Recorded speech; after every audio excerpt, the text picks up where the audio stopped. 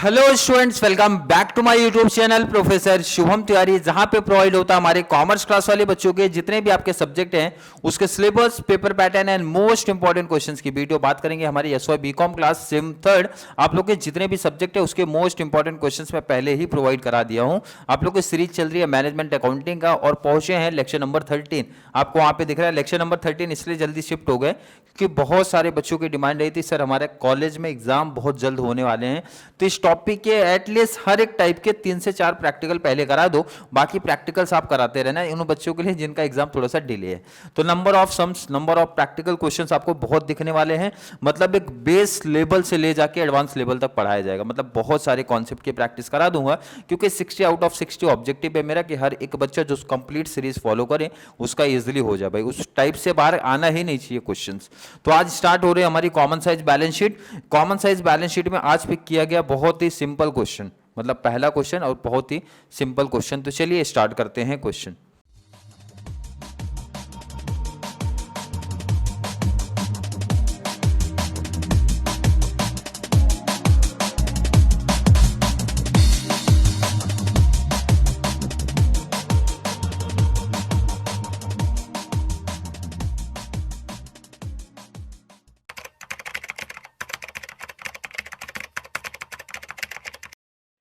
बहुत simple question pick किया गया है। पहला सम है इसलिए काफी बेसिक सम लिया गया है, इसके बाद लेवल मींस एडवांस हो जाएगा सबका।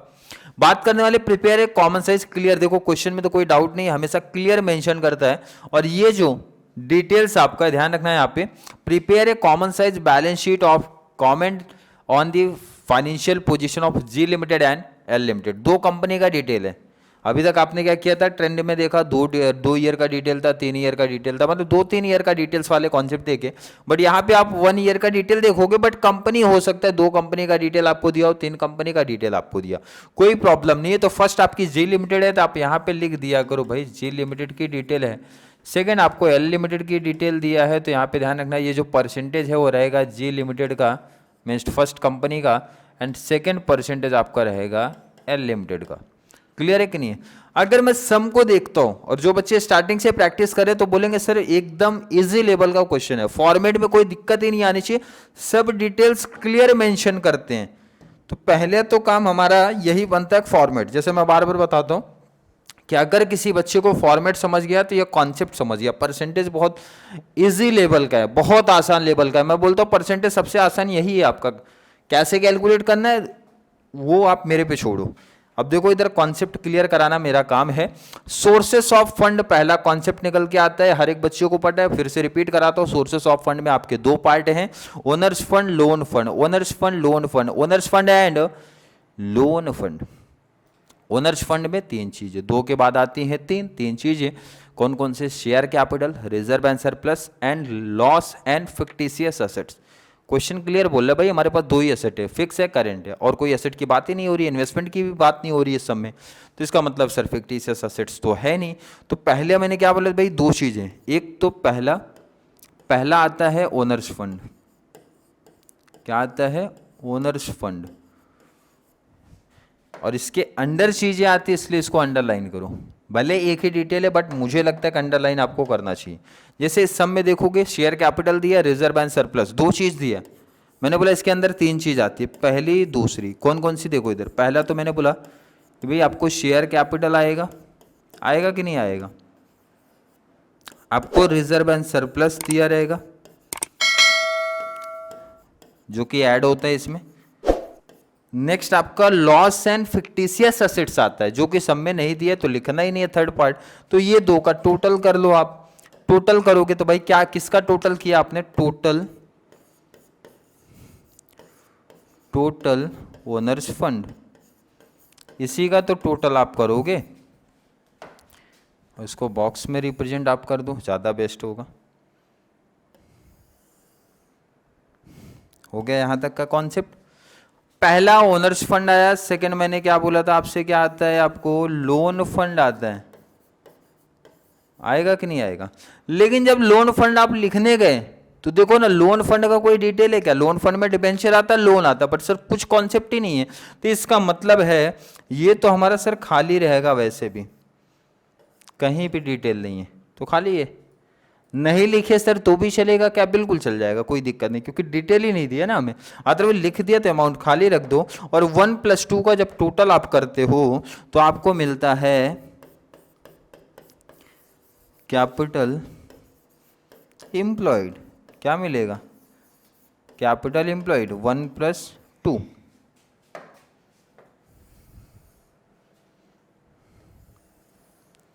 क्लियर है? आई होप हर एक बच्चे का कॉन्सेप्ट क्लियर है। बहुत आसान टॉपिक था। अगर मैं आपसे बोलूं कि इसी टाइम दोनों का ना अमाउंट भी क्या करते हैं हम लोग, वैल्यू पुट अप कर देते हैं, तो थोड़ा सा आसान हो जाएगा, जल्दी हो जाएगी। शेयर कैपिटल कितना? 3-4। तो आप शेयर कैपिटल लिखो ना, कितना दिया है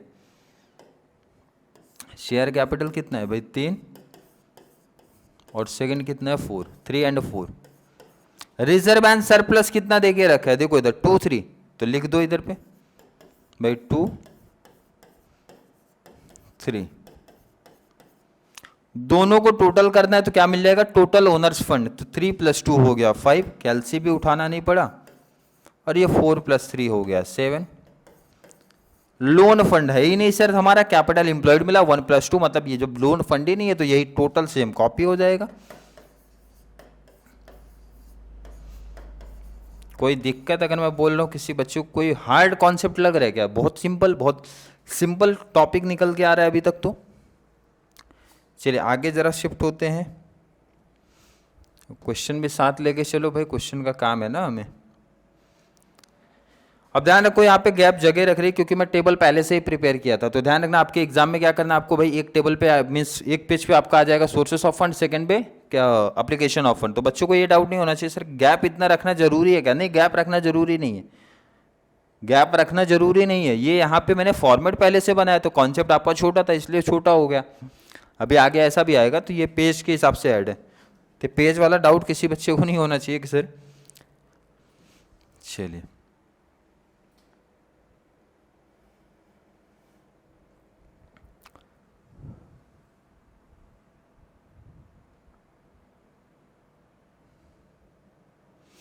चलिए पहले फॉर्मेट की बात कर लिया जाए इसमें।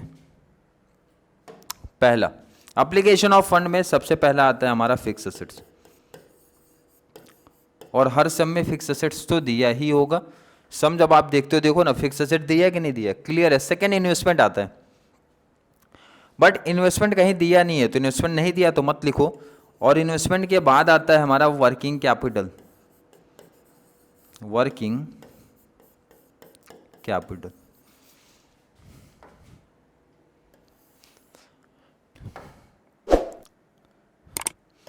चलिए, वर्किंग कैपिटल का फॉर्मूला है आपका current assets minus current liability. तो फॉर्मूला अप्लाई करो आप। करंट असेट्स, आप देखो इधर बच्चे बोलेंगे सर हमेशा पहले सम में, और ऐसा ही सम आपने लिया है जिसमें करंट असेट डायरेक्टली होता है, इसलिए अगला जो क्वेश्चन लूंगा उसमें करंट असेट डायरेक्टली नहीं मिलेगा। करंट असेट्स के डिटेल दिए होंगे, जैसे cash, debtors, prepaid by bills, इस टाइप का डिटेल्स होगा, तो वहां पे आपको डिटेल्स लिखना पड़ेगा। बट यहाँ पे बेसिक सम है, पहला सम, इसलिए सिंपल सम पिक किया गया। करंट असेट्स हो गया, और यहाँ पे आपकी भाई माइनस करनी पड़ेगी, माइनस करना पड़ता है करंट लायबिलिटीज। तो अगला ऐसा सम जरूर मैं पिक करूंगा जिसमें दोनों का डिटेल्स दिया हो, ताकि बच्चों को समझ में आए कि अगर वो डिटेल्स वाले आए तो क्या करना। और ये दोनों ध्यान रखना है, ये दोनों क्या करने पड़ते हैं भाई, लेस। माइनस करोगे तो आपको क्या मिल जाएगा? Total working capital. Total working capital, और ये टोटल आया तो इसका मतलब इसको अंडरलाइन करो और अच्छे तरीके से समझने के लिए।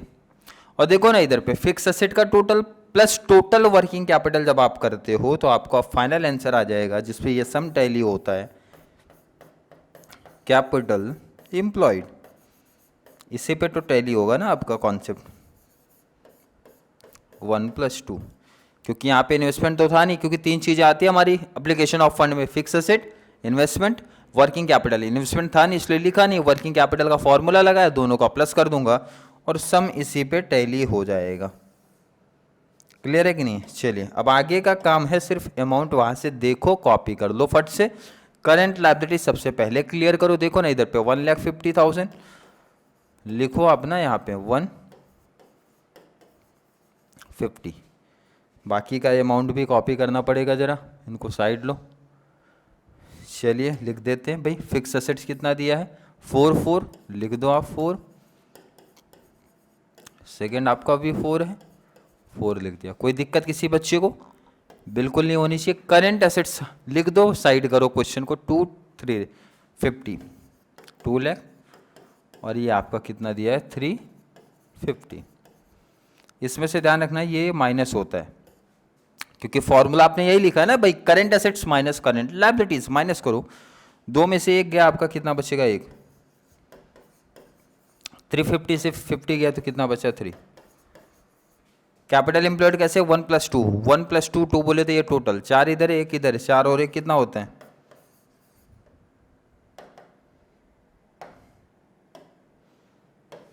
कितना आएगा 5, और ये 4 है 3 है, कितना होगा 4 + 3 7। क्वेश्चन का काम खत्म हो गया, तो क्वेश्चन को आप साइड करो, क्वेश्चन को साइड करो। साइड करने के बाद ज़रा मैच करो, 5 लाख 7 लाख पे टैली हो रहा है, ज़रा मैच करो, ऊपर वही आ रहा है क्या, 5 7 पे टैली हो रहा है, दिख रहा है कि नहीं टैली आपको। चलो टैली हो गया, तो ये परसेंटेज के कॉन्सेप्ट पे ज़रा फोकस करते हैं कि सर परसेंटेज कैसे निकलेगा। परसेंटेज का कॉन्सेप्ट क्लियर करते हैं। देखो ना, सबसे सिंपल परसेंट का कैलकुलेशन अगर आप मेरे से पूछोगे सबसे आसान किस में है, तो मैं बोलूँगा यही टॉपिक है। करना कितना, देखो कितना सिंपल है। 2 कंपनी है, ध्यान रखना 2 कंपनी है, तो भाई दोनों कंपनी के ये जो टोटल होते हैं वहाँ पे 100% लिख दिया करो। ध्यान रखना कितना प्यारा सम आएगा, ये बहुत सिंपल बहुत प्यारा। एक एक कंपनी का डिटेल करना, ठीक है। 100 चलो कैलसी उठा लो आप, कैलसी ले लो, मैंने ले लिया कैलसी। ध्यान रखना एक एक कंपनी का करना, तो कंफ्यूजन नहीं क्रिएट होगा। पहले मैं फर्स्ट वाले का करूँगा, मतलब ये फर्स्ट का करने वाला हूँ। इधर कितना ध्यान दो 5 लाख, तो आपने कितना लिखा 100, तो इधर कितना 5 लाख, तो इधर भी 100। जब अमाउंट सेम है तो सेम ही रहेगा। चलो आगे देखो भाई, 5 इधर पे 2 लाख, कैसे करोगे देखो, इधर कैलसी पे लिखो भाई टोटल ये 2 लाख, मल्टीप्लाई 100 बोले तो 100 बार बार मल्टीप्लाई 100 क्यों करोगे, तो 00 ऐड कर दो ना भाई। उसी में जो अमाउंट लिखा, क्या बोल रहा सुनो, इधर जो अमाउंट लिखा उसी में 00 ऐड करो। क्यों करो सर, मल्टीप्लाई 100, क्योंकि परसेंट का कैलकुलेशन करना है। क्या बोला जा रहा है फिर से सुन लो, समझ लो, बहुत आसान सा टॉपिक। अमाउंट लिया आपने, अमाउंट में मल्टीप्लाई 100 करने से बेस्ट मैंने बोला 00 लगा दो और डिवाइड बाई टोटल कर दो। डिवाइड बाई टोटल 1 2 3 4 5 डिवाइड किया तो आ गया 40, ये हो गया आपका 40%। परसेंट लिखना नहीं, परसेंट ऊपर लिख चुका हूँ मैं। नेक्स्ट आपका कितना आएगा 60%, करके देख लो ना। मैंने बोला क्या था आपसे, जो अमाउंट है लिखो भाई, 3 लाख दिया गया है, लिख दिया, ठीक है। और मैंने बोला मल्टीप्लाई 100 करने से अच्छा है ना 00 ऐड कर दो, बात तो वही है ना भाई। डिवाइड कर दो इस टोटल से, कितना 5 ट्रिपल 0 4 50 50 किया 60% आ गया, 60 लिख दिया। देखो ना कितना आसान टॉपिक बना दिया। सेकंड का कंपनी का भी ऐसे ही कर दो, इसको साइड करो जरा, कट मारो भाई, ये 7 तो इसका मतलब ये भी 100।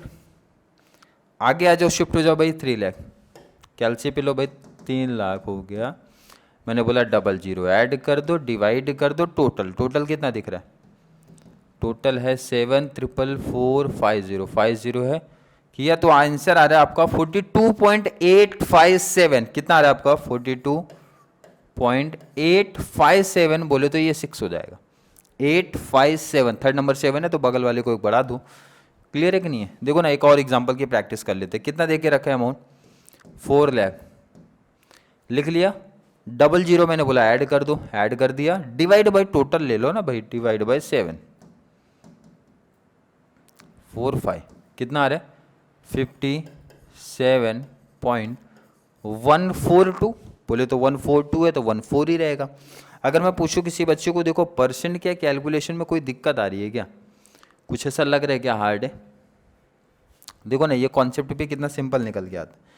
हमेशा कैपिटल एम्प्लॉयड आपके दोनों कंपनी का है तो भी 100 ही रहेगा, इसमें कोई चेंज होने वाला नहीं है। पहले एक एक कंपनी का करना, क्योंकि ध्यान रखना इस पहली कंपनी का टोटल अलग है, सेकंड कंपनी का टोटल अलग है, नहीं तो पता चला गलत कैलकुलेशन ना कर दो। ये पहली कंपनी है, अमाउंट कितना 1 लाख,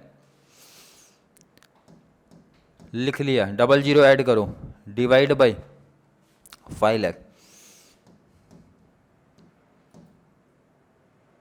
कितना आ रहा है 20%। क्लियर है कि नहीं है? तो यहाँ भी देखो ना 1 लाख है, तो इसका मतलब ये कितना हो जाएगा 20%। इधर कितना है 2 लाख, इसका मतलब डबल हो जाएगा इसका 40%। इधर कितना है 4 है, तो इसका मतलब इसका डबल हो गया 80%। ये तो आसान निकला काफ़ी। जिन बच्चों को नहीं समझाना, कैलसी आपके पास है, वैसे समझ जाएगा भाई डिग्री वाले बच्चे। और सीधा लॉजिक समझो ना भाई, 1 लाख का 20 था तो 1 लाख इधर भी है, ये भी 20, 1 का 2 हुआ तो ये भी डबल होगा ना, 2 का 4 हुआ तो 40 का डबल होगा ना। और नहीं समझा अभी भी तो रिपीट कर लेना, मीन्स कैलसी का यूज़ कर लेना, सबसे सीधी बात बोलता हूँ। सेकेंड कंपनी पे शिफ्ट होते हैं, टोटल अमाउंट देखो ना कितना है 3 लाख, लिख दो, मैंने बोला डबल जीरो भी ऐड कर दो उसी time, divide by total 7 lakh, कितना आया 42.85, 42.857 बोले तो 86, 857 बोले तो 86 हो जाएगा।